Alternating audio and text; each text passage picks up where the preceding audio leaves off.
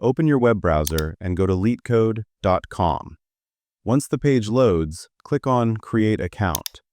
Now, you'll see two options.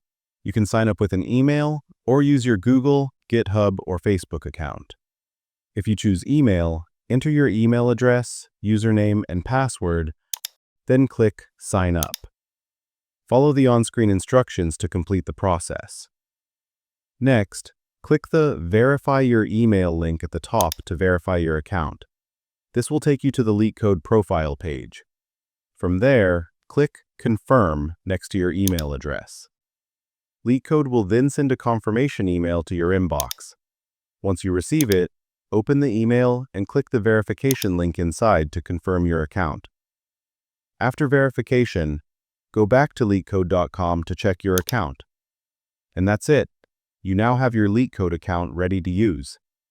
If this video helped you, don't forget to like, subscribe, and hit the bell icon so you never miss out on more simple tutorials. Thanks for watching.